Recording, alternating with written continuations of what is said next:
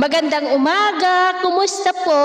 Narito po ulit ang update natin para sa lagay ng ating panahon ngayong umaga po ng November 7, 2024 na kung saan sa ngayon po ay mas lalo pa na lumakas ang bagyong Marce. Gaya ninyong nakikita ay may mata na po ito, indikasyon na lumalakas na yan at may tuturing na po na isang super typhoon base po sa datos ng Joint Typhoon Warning Center. Taglay na po niya ang lakas ng hangin na umaabot na po sa 195 kilometers per hour habang nasa layo na po ng 129 kilometer east ng Santa Ana, Cagayan.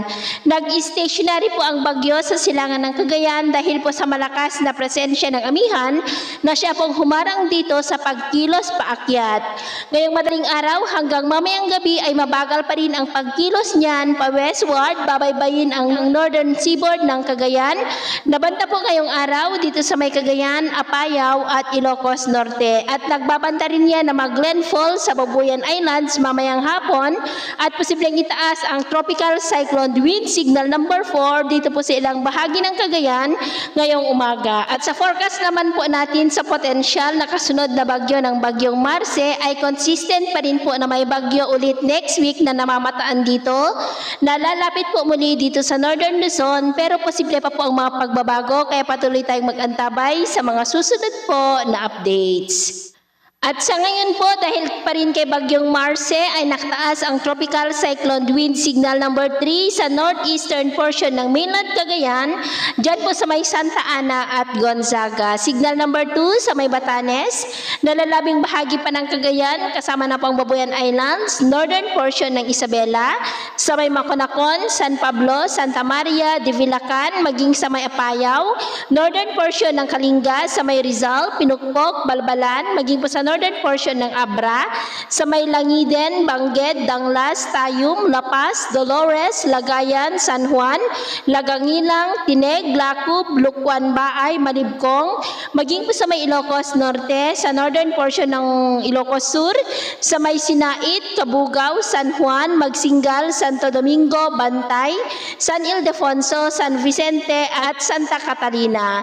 Signal number 1 naman po sa nalalabing bahagi pa ng Ilocos Sur, sa may La Union, the northwestern portion ng Pangasinan, sa may Bani, Bolinao, Anda, City of Alaminos, Agno, Suwal, maging po sa nalalabing bahagi pa ng Abra, the rest of Kalinga, Mountain Province, Ifugao, Benguet, nalalabing bahagi ng Isabela, Quirino, Nueva Vizcaya, northern portion ng Aurora, sa may Dilasag, Kasiguran, Dinalungan, Dipakulaw, Maria Aurora at Balor.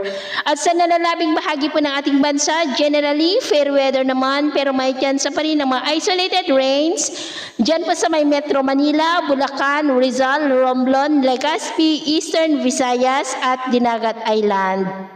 At mamaya po ay sisikat naman ang araw sa malaking bahagi ng ating bansa pero dahil sa mga localized thunderstorm ay posible ang cloudy skies with isolated rains sa ilang bahagi po ng Southern Negros, Central Visayas, Eastern Visayas at Zamboanga Peninsula. At dahil naman sa bagyo ay asahan pa rin natin ang maulap na kalangitan with isolated light to heavy rains na may mga pagbugso ng hangin dito po sa malaking bahagi ng Northern Luzon, lalo na po dito sa northern part. At sa atin naman pong mga baybayin, dahil sa bagyo at amihan ay bawal po munang papalaot sa buong seaboard ng silangan ng Luzon at kanluran ng Luzon dahil ang mga alon dyan ay posibleng aabot hanggang po sa 5 to 10 meters height. Kaya hanggat maaari ay iwasan na muna natin ang papalaot dyan sa mga may kulay pula para mas makaiwas sa mga sakunang pangkaragatan.